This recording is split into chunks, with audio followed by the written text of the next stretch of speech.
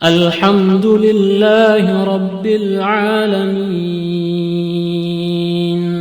Zikir selesai sholat fardu secara berjamaah tidak ada tuntunannya dari Nabi Muhammad SAW.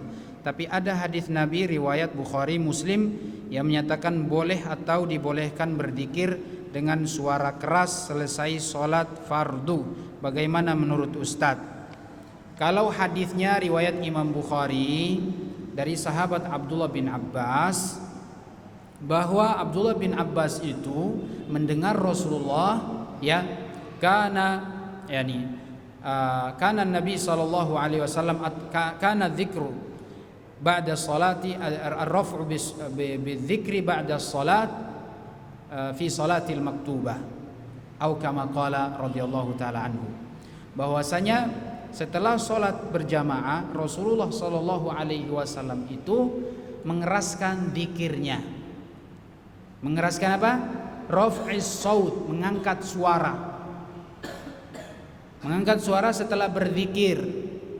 Rasulullah tidak bilang hayya uzkuru jami'an, ayo berzikir berjamaah. Atau sahabat juga enggak bilang kana Rasul sallallahu alaihi wasallam yadhkuru ma'a ashabihi jama'atan. Rasulullah dulu berzikir bersama sahabatnya secara berjamaah. Enggak ada kayak gitu.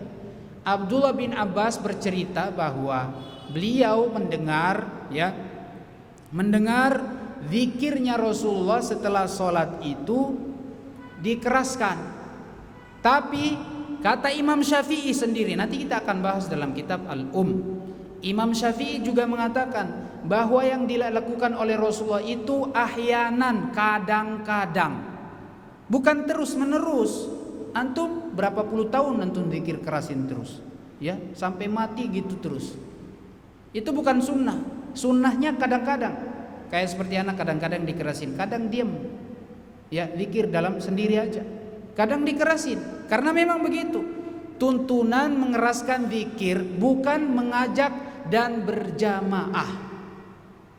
Lafadznya Rasulullah tidak mengajak untuk berjamaah. Atau para sahabat juga tidak mengatakan kita berzikir jamaah saat itu, enggak. Zikirnya sendiri-sendiri.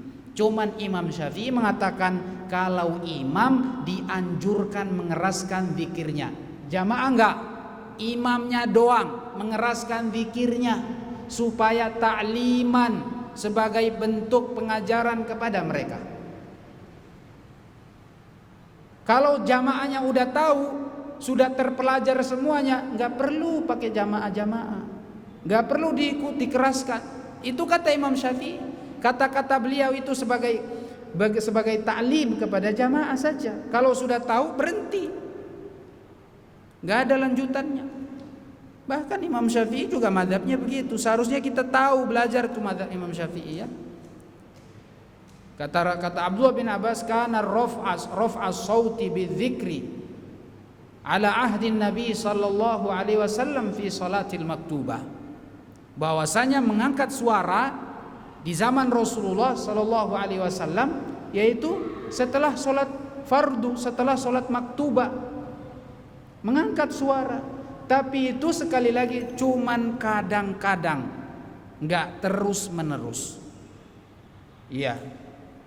Kalau mau dikerasan silakan, tapi bukan untuk berjamaah. Masing-masing berdoa, masing-masing berzikir, dan tidak ada tuntunan setelah sholat Rasulullah berdoa. Setelah sholat fardu nggak ada tuntunan Rasulullah berdoa. Yang ada berzikir. Kapan doanya?